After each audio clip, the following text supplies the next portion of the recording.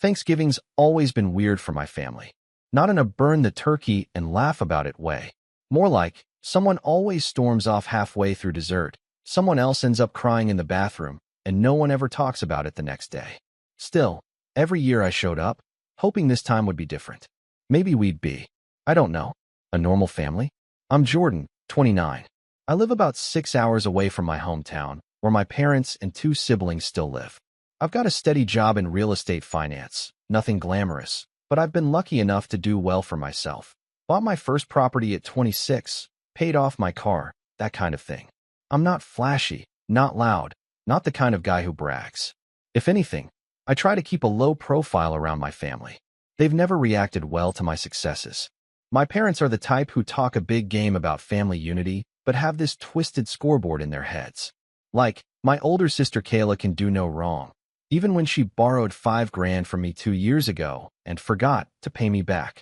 My younger brother Tyler is the golden retriever of the family, screws up constantly, but they think it's cute. I'm the middle kid, which means I get overlooked until they need something. Funny how that works. A few years ago, when our parents were going through some financial trouble, I quietly stepped in and started covering part of the mortgage on the family home. I never made a big deal about it, didn't want to embarrass them or turn it into a power play. I just saw it as doing what any decent son would do. It wasn't even a huge burden for me. The property's been in the family since my grandparents' time, and I didn't want to see it go into foreclosure. I just set up automatic payments and let them think it was being handled some other way. Only a few people knew, my cousin Sarah, because she was with me the day I called the bank and arranged it, and Kayla, who saw a confirmation email once when she used my laptop without asking. Anyway, fast forward to this year. I hadn't planned on going home for Thanksgiving. Work was hectic, and honestly, the thought of spending 3 days tiptoeing around family landmines didn't exactly thrill me. But a week before the holiday, Sarah called me. "You should come," she said. "I feel like, I don't know, something's weird this year. They've been talking about you a lot. Like, in a shady way." I frowned. "What do you mean?" "They were over at Aunt Marlene's last weekend," she said. "Kayla was complaining that you always act like you're above everyone. Your mom didn't say much, but she didn't defend you either. Tyler made some joke about you showing up in a Tesla with a superiority complex. It just felt off. That stung, but not because I hadn't heard it before. It stung because I'd done so much for them quietly, and somehow that made me the arrogant one. I hadn't even told them about my new apartment or that I'd just landed a major client. I wasn't rubbing anything in their faces. If anything, I was keeping my distance to avoid more drama. Still, something about Sarah's tone stuck with me. I figured maybe this year I'd surprise them. Show up, play nice, bring a bottle of wine, smile through the passive-aggressive comments. Maybe it'd be better than I expected. So I packed a small bag Wednesday night, left early Thursday morning, and made the 6-hour drive back to my hometown. The highway was quiet, and I had my favorite playlist queued up. I even stopped at this bakery near the state line to pick up a pecan pie, my dad's favorite. I was nervous, sure, but also kind of hopeful. I imagined knocking on the door, the look of surprise on their faces, the awkward laugh from my mom, and the way my dad would clap me on the back and say, "Well, look who decided to show up." Instead, I got something entirely different. I pulled into the driveway around 2:30 in the afternoon. There were 4 cars parked out front, including Kayla's SUV and Tyler's beat-up Civic. Through the window, I could see the dining room was already set. Long tablecloth, silverware, wine glasses, the works. I even caught a glimpse of my mom walking past, carrying what looked like mashed potatoes. It was cozy, like something out of a postcard, and I felt a small smile tug at the corner of my mouth. Maybe this year would be different. I knocked twice and stepped back. The door opened. Kayla stood there in a burnt orange sweater, wine glass in hand, her mouth slightly open. Her eyes landed on me, and her expression didn't change. "Oh," she said. "Just that. We weren't expecting you." I blinked. "Yeah, I figured I'd surprise you guys. Long drive, but I thought." She cut me off. "It's kind of not a good time." Then she stepped back, not to let me in, but to close the door. It didn't slam, just shut. Soft, deliberate, final. For a few seconds, I just stood there, pie in hand, the cold starting to seep through my jacket. I didn't knock again, didn't text. I just turned around, walked back to my car, and sat there. The silence hit me harder than I expected. I started the engine but didn't drive. Just sat there, trying to make sense of what had just happened. That's when my phone buzzed. A text from Sarah. They said you'd ruin the vibe. That was it. No sugarcoating. No apology. Just that. I stared at the screen, reread the message twice, then typed back. Got it. And I meant it. I really got it. This wasn't just an oversight or a misunderstanding. This was intentional, deliberate. They decided, without me, that I didn't belong, that my presence wasn't wanted, that my showing up, my existence, was a disruption.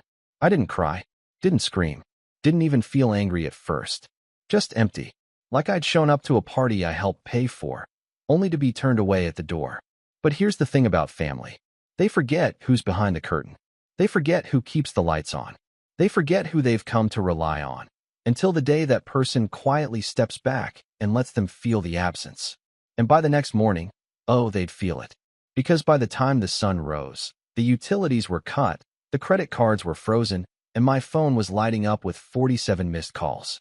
You ever try to rationalize something while it's happening, just to stop yourself from feeling like a complete idiot?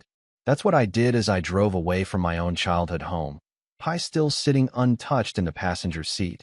The words, "We weren't expecting you," echoing in my head like a stupid riddle. I told myself maybe Kayla didn't mean it. Maybe it was just poor timing. Maybe they didn't know how to react. Maybe. But deep down, I knew. The next few days were a blur. I didn't drive straight back to my apartment. Instead, I crashed at a motel just off the highway, ordered greasy takeout, and stared at the ceiling for hours. I didn't go on social media. Didn't answer texts, except for Sarah, who sent one more message the next morning. You okay? I didn't reply. Not yet. I wasn't angry. Not in the explosive, flip-a-table way. It was colder than that. Like something had snapped quietly in my chest, and now I could just watch. Observe. Feel nothing. That's scarier than rage, honestly. Here's what I started thinking about, somewhere around 3 a.m., with a cold burger on the nightstand and the motel AC rattling in the background. I was paying for a house I didn't live in. For people who didn't want me around. A house full of family who made the conscious choice to pretend I didn't exist. They didn't know I was coming because I didn't tell them. But they weren't surprised in the "oh my God, how great to see you" way. They were surprised like I was the stain on a white tablecloth. The uninvited ghost. And the way Kayla closed the door. That wasn't someone confused. That was someone caught. So I started rewinding everything in my head, scene by scene. And it all began to look different. Let's go back a bit. A few months ago, I got a call from my mom asking if I could temporarily increase the mortgage contribution. Dad's hours had been cut, and Kayla was still in between jobs. I didn't ask questions. I just said sure. I figured if things were tight, I could float it for a while. Then 2 weeks later, Sarah told me she saw my parents post photos from a winery tour. Apparently, Kayla had surprised them with a weekend getaway just because. I laughed at first. Thought maybe she used her own savings or something. But something didn't sit right. Then came Tyler's birthday. He got a new gaming setup, custom chair, curved monitor, the works. Sarah sent me a photo of him grinning like he'd just won the lottery. Mom was tagged in the post with the caption, "Thanks for always going above and beyond," with a heart emoji. Funny, no one mentioned me. And no one told me they were spending over $2,000 on gaming gear while asking me to up my payments. That's when I started asking myself a dangerous question. What if they're using me? I brushed it off, told myself not to be petty. But now, sitting alone with that pie sweating in its container and the motel air turning my fingers numb, the question hit harder. What if they never planned on me being family? Just a wallet with legs? The real breaking point came a few weeks later, after Thanksgiving. I'd returned home, quiet and numb. I didn't answer their calls. Let them ring out. I knew it was starting to click for them. Why the lights were flickering, why the credit cards were bouncing, why their online orders were suddenly declined. But I wasn't ready to talk. Not yet. Instead, I pulled out the old laptop I used to set up the payments years ago. I opened the folders I hadn't looked at in months, and I started going through everything. All the documents, the accounts, the transfers, the utilities. And that's when I found it. A change made 2 months ago. Not by me. Kayla had logged into the shared utilities portal, somehow guessed the password or used my old laptop, probably the same time she saw the mortgage confirmation email. She'd added her own email to the notifications, changed some of the billing addresses, set up auto-forwarding on the family email I'd created just to keep everything centralized. She'd been snooping. monitoring things. Quietly. At first, I thought maybe she just wanted oversight. But then I saw the transfers. Tiny withdrawals. $20 here. 45 there. Then larger ones. $120 to an Amazon purchase. $300 labeled consulting fee. And the biggest one, $975 to event deposit. That one made my jaw tighten. I clicked on it. Pulled the details. A venue. A damn wedding venue. Kayla was engaged? No one told me. Not my parents. Not Tyler. Not even Sarah. Though to be fair, she'd been keeping her distance lately, too. But there it was. A partial deposit for a rustic barn-style venue just outside of town. Set for June. She was using my money to pay for her wedding. That was the moment. The moment something inside me just broke. I wasn't hurt anymore. I wasn't surprised. I was done. Still, I needed to be sure. So I reached out to Sarah. Hey, was Kayla engaged? Did I miss something? She replied instantly. Yeah, since October. They announced it at Aunt Marlene's cookout. You weren't there. No one told me. Sarah, I thought they did. I waited a minute, then sent her a screenshot of the venue payment. No explanation, just the image. Her reply took 5 minutes. Sarah, oh my God. She told everyone your parents were paying for the wedding. Said she wanted to keep it in the family. Jordan, is that your money? I didn't reply. Sarah, I'm so sorry. I didn't know. Then she sent one more message. Sarah, you should hear what they've been saying about you. I hesitated, then replied, tell me. She dumped it all. Screenshots, group chats, voice memos she'd secretly recorded when she realized how deep the favoritism ran. My mother telling Aunt Marlene, Jordan always acts so self-important. He needs to be taken down a notch. Kayla complaining that I owed the family for moving away. Tyler joking that I was probably too busy counting stocks to show up for anything real. And the worst, my dad. A voicemail Sarah forwarded. I sat there in silence, listening to his voice say, Jordan doesn't understand loyalty. He's all money, no heart. That was it. That was the line. All money, no heart. From the man whose mortgage I'd been covering for years. The man I once skipped a vacation for so I could help him fix the leaking roof. The man who cried when I bought him a new recliner for Christmas because his back was getting worse. The man who didn't even bother to open the door on Thanksgiving. They'd all had a choice. They chose to resent me, to use me, to build their lives around my silence, assuming I'd never push back. They were wrong. But I didn't scream, didn't send a rage-filled email. I started slow, like pulling thread from a sweater. I contacted the bank, removed myself from the joint utility accounts, closed the payment portals, switched every auto payment to pending authorization. I contacted the credit card company and flagged every suspicious charge. Then I called my lawyer. Because the house, the one I was paying off, technically, I owned 49% of it. My parents had asked me to co-sign years ago when refinancing after a rough patch. They never read the fine print. Or maybe they did. Maybe they just assumed I'd never care enough to act on it. They were about to learn otherwise. But before that, I did one final thing. I texted my mom. Hey, hope Thanksgiving was fun. We should talk sometime soon. Smiley face. She replied 5 minutes later. We were wondering where you were. We missed you. Call me. I smiled. This wasn't over. Not by a long shot. I didn't answer the call. Not that night. Not the next. Not the one after that. Her name flashed across my screen at least 7 times a day, sometimes as Mom, sometimes as Kayla, sometimes as Dad, and even once as home. I knew what they wanted. They weren't calling to apologize. They weren't calling because they suddenly realized they'd treated me like an unwanted guest in my own story. No, they were calling because something had been taken away. The silence I gave them wasn't petty. It wasn't revenge. It was self-preservation. For the first time in a long time, I stopped pouring into a family that had made it crystal clear they saw me as a utility, not a son. And it hurt. More than I expected. See, the thing about hitting rock bottom is that it's quiet. You expect fireworks.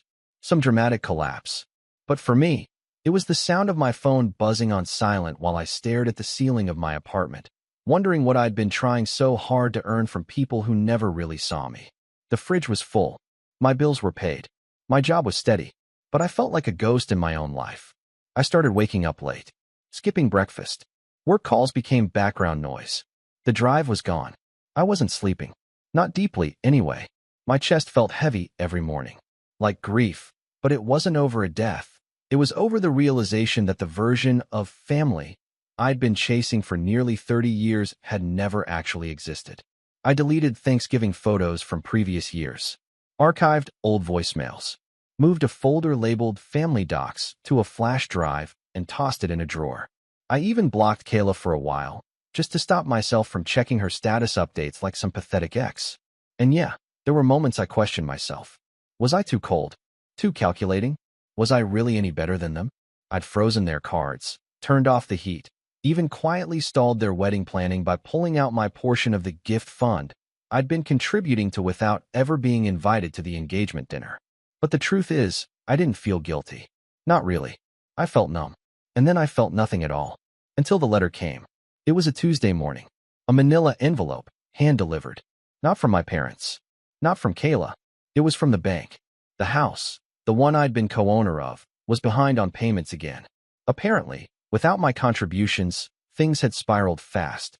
They'd missed 2 consecutive mortgage payments and defaulted on the property tax. I sat there at the kitchen counter, holding the envelope, a half-eaten bagel in front of me, and laughed. Not because it was funny, because it was ironic. I had removed myself from their lives, and the foundation literally began to crumble. I had options. I could have sold my share, transferred the deed, let it go to foreclosure, and let the bank deal with it. But then I remembered what Sarah had told me. You don't need to blow anything up. Just stop holding the ceiling up.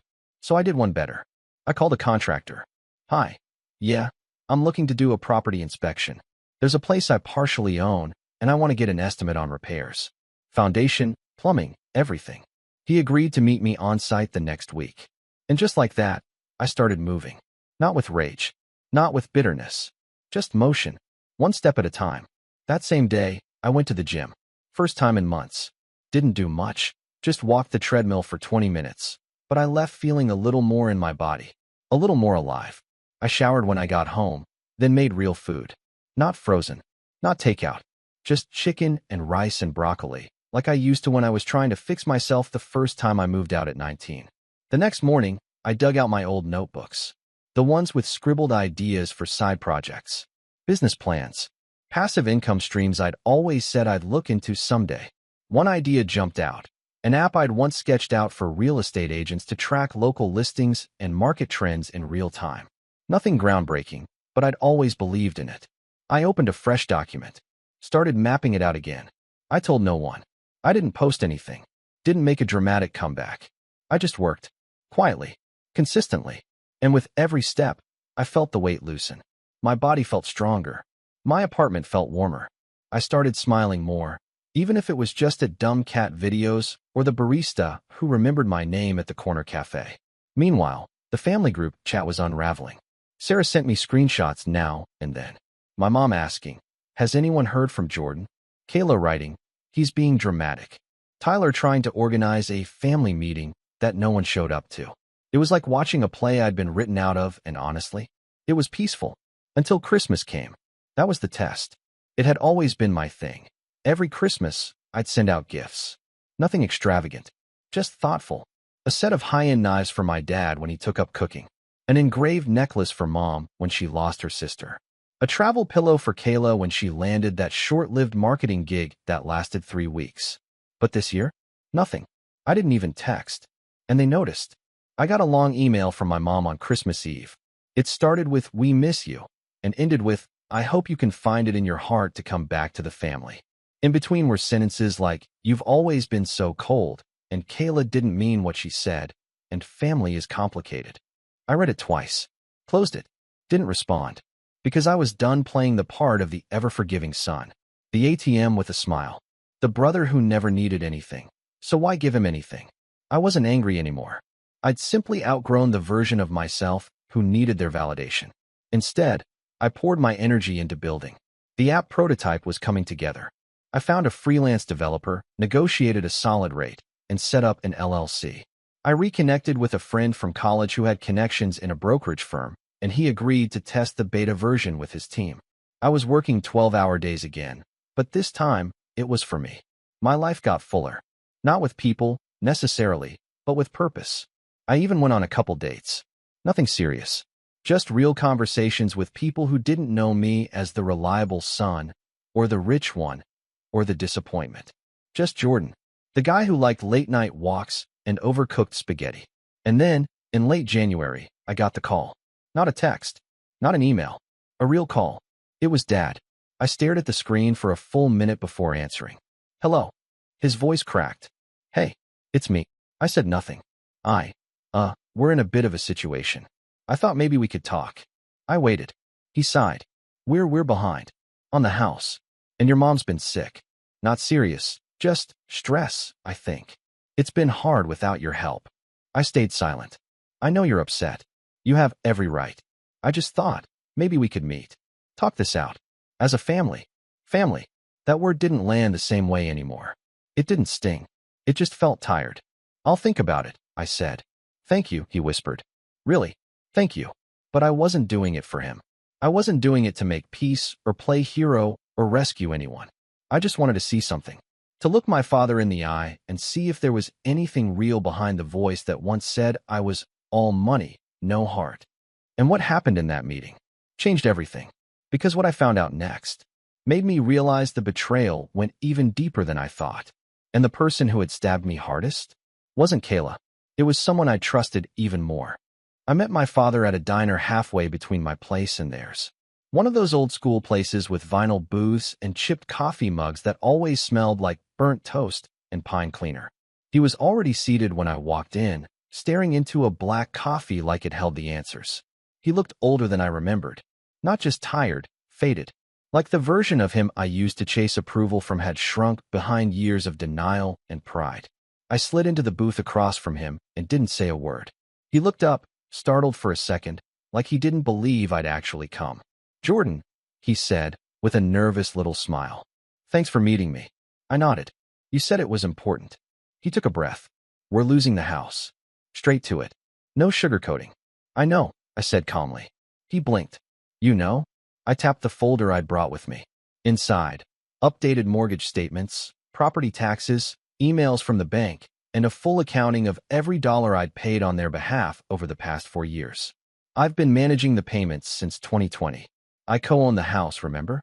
He gave a half-hearted chuckle. Yeah, I remember. We just thought. You thought I'd keep paying forever. He didn't argue. Just looked down at his coffee, swirling it absent-mindedly. It wasn't personal, he muttered.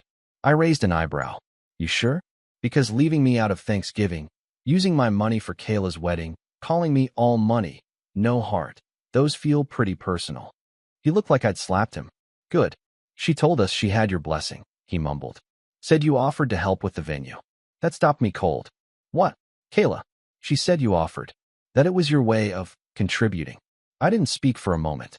That was the moment everything clicked. The missing pieces, the confusion, the timing. Kayla had been spinning a narrative this whole time. She had told them I was in on the wedding plans, that I had offered to pay for the deposit, that I was too busy to show up for Thanksgiving, but that I'd sent my love. She hadn't just manipulated the accounts. She'd rewritten me out of the family and inserted a fictional version of me, distant but generous, cold but useful. No wonder no one reached out when I didn't show up. No wonder no one asked questions. She'd already fed them the script. I sat back, stunned. She lied to you, I said finally. She's been lying for months. He looked genuinely shocked, but that didn't move me anymore. She also accessed my accounts, used my name, my passwords. Do you understand what that means? His face turned pale. I didn't know. Of course you didn't. Because you never asked. There was a long silence. Then he whispered, what are you going to do? And that, right there, was the question. Because for the first time, I had clarity. I had proof. I had leverage. And I wasn't going to waste it. I left the diner without finishing my coffee, told him I'd be in touch. No promises. No reassurances. Just silence. And then I got to work. Step 1 was the legal angle. I called my lawyer, Marissa, sharp as nails and twice as fast, and laid everything out. Co-ownership. Unauthorized use of funds. Password tampering. Property fraud. I don't want to press charges, I told her. Not yet. But I want options. She said, you've got plenty. We can freeze the asset, file a claim for reimbursement, or, if you're feeling spicy, we can petition to force a sale. Would that affect their credit? Oh, absolutely. I paused, then said, let's draft everything. Quietly, she started the paperwork that night. Step 2, gather allies. I called Sarah.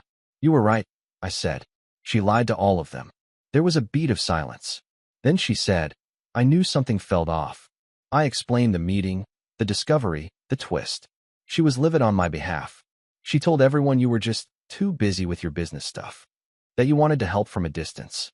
Then she helped herself to my accounts. Sarah's voice dropped. Jordan, if you need me to back you up, whatever you're planning, I'm in. Thanks. I'll let you know. I wasn't ready to drag Sarah into the fire just yet, but it helped to know someone still had my back. Step 3, information. I logged into the shared family email again. Kayla hadn't changed the password since the last time she accessed it. Rookie move. Inside were dozens of wedding planning threads, venue updates, florists, registries. And then I found the guest list. Not only was I not on it, but there were notes next to certain names. Color-coded. Next to Sarah, it said, watch her. Close to Jordan. Next to a mutual cousin. We'll ask about finances. Avoid. It wasn't a wedding plan. It was an operation. A curated event designed to showcase Kayla's version of our family. One where I was a footnote. A silent sponsor. A myth. And that's when I made my decision. If she wanted a perfect wedding, I'd give her one. But not the way she imagined. I didn't stop her planning. I didn't call the vendors. I didn't cancel anything. I let her think she'd won. That the money was still flowing. That I was still the quiet benefactor in the shadows. And while she spent hours agonizing over linen colors and signature cocktails, I focused on my app. I launched a closed beta with 5 brokerages. Built out a small team. Hired a designer. Rebranded. By the time March rolled around, we had traction. Real traction. I got offers. Investment interest. Even a soft acquisition pitch from a regional firm. For the first time, I was the center of my own story. No family drama. No guilt. Just building something that mattered to me. But I hadn't forgotten. And I hadn't forgiven. By April, the house was officially in default. The bank had sent final notices. Kayla and my parents were scrambling. I watched it all unfold through Sarah's updates and the occasional public Facebook post from my mom. Always vague, but dripping with desperation. Prayers appreciated during this tough time.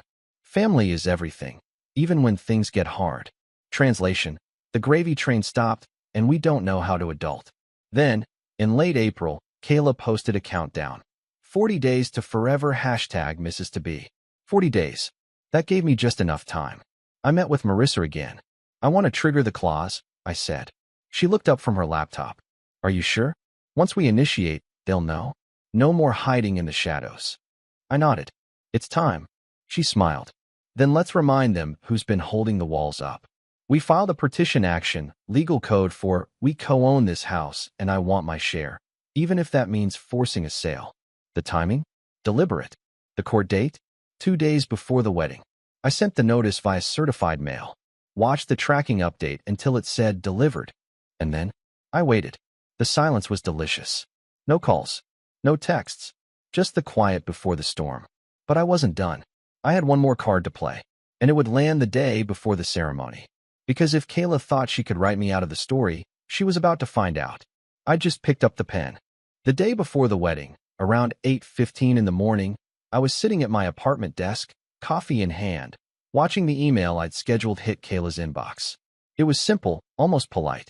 A single PDF attached. No passive-aggressive subject lines. No paragraphs of explanation. Just, please review before tomorrow. Inside the PDF was a formal notice. Co-owner has initiated a forced sale due to unpaid mortgage, unauthorized financial activity, and breach of joint ownership agreement. Pending court action may impact property use, occupancy, and event hosting. I didn't need to write anything else. The document did all the talking. 10 minutes later, my phone started buzzing. Call from mom. Call from dad. Call from home. Then Kayla. 6 missed calls in 3 minutes. I didn't pick up a single one. Around noon, I got a text from Sarah. What did you do? They're losing it. I smiled, took another sip of coffee, and wrote back. Just finally stepped out of the background. By 3 p.m., photos were circulating in the family group chat. Screenshots Sarah quietly forwarded to me showed my parents and siblings sitting at the dining table, the same table I'd stared at through the window on Thanksgiving. Except now they weren't sipping wine and laughing. They were surrounded by paperwork, court dates, bank letters, mortgage statements. The fallout was immediate. The house they thought they controlled, the one they excluded me from, the one built on the assumption that I would always pay, always stay quiet, always shoulder their mistakes, wasn't theirs to wield anymore. They'd poked the quiet one too many times. But the real storm wouldn't hit until the next morning. Wedding day. I woke up early, not for the ceremony. Of course I wasn't invited. But because the app I'd been building for months had a pitch meeting with one of the biggest real estate platforms in the region. I'd hoped it would go well, but I wasn't expecting what actually happened. They wanted to invest. And not a little. A lot. The kind of offer that makes your hands shake and your voice crack on the phone. The kind of offer that puts you on the map. I signed an NDA, shook hands with the partners, stepped outside into the sunlight, and felt something loosen in my chest that had been tight for years. By 11 a.m., I was officially an entrepreneur with funding, traction, momentum, and a future that didn't include being my family's emergency lifeline. I got lunch with a friend, walked around the city, and let the satisfaction settle in slowly, calmly, quietly. But meanwhile, back in my hometown, everything was falling apart. The venue calls. Around 2 p.m., roughly the time guests should have been arriving at the picturesque barn venue Kayla was so obsessed with, the owner of the property called my parents. Someone, Kayla, obviously, had tried to run the final payment using the family credit card. Declined. Then she tried her personal card. Declined. Then she tried my name. Denied due to fraud alert. She didn't understand that I'd already flagged every account she had touched and every attempt to impersonate me. By the time Mom arrived to explain the misunderstanding, the venue manager calmly told her the event could not proceed without full payment, and that due to the pending legal action on the primary payer's home, they were no longer comfortable hosting the wedding at all. It wasn't just money. It was liability. Kayla had used a house she didn't own to secure wedding services she couldn't pay for. And now, legally, the venue couldn't touch it. Guests were standing in the parking lot when the cancellation was announced. People were crying, some yelling. The groom's family was furious. My father was white as a sheet. Mom kept trying to whisper excuses. Tyler was pacing like he was about to punch something. And Kayla? Kayla had a meltdown so public that 3 different relatives filmed it. I didn't watch the full video, but Sarah sent a clip. My sister standing in the driveway, screaming, "It's Jordan. He did this. He ruins everything." Funny how I had ruined an event I wasn't invited to. But here's the truth. I didn't ruin anything. I just stopped funding it. They ruined it by building a fantasy wedding on the foundation of someone they had pushed out the front door. The face OFF. That evening, after the wedding I finally answered a call. It was my father. His voice was tiny, defeated. "Jordan," he said quietly, "please, come to the house. We need to talk." I almost declined. Almost. But something in me, not sympathy, just a sense of ending, decided it was time to close this chapter face to face. When I pulled into the driveway, the house was dark. Half the power had been cut off after months of unpaid bills. The porch light flickered weakly as my dad opened the door. My mother stood behind him, eyes puffy, but not from guilt, from embarrassment. Kayla was sitting at the dining table, still in her ruined hairdo, mascara dried in streaks. Tyler hovered near her like a scolded dog. I walked in. No one spoke. So I did. "What do you want from me?" My father swallowed hard. "We made mistakes." My mother added softly. "We didn't know what Kayla was doing." I looked at Kayla. "You want to explain? Or should I?" She glared at me. "You blindsided us."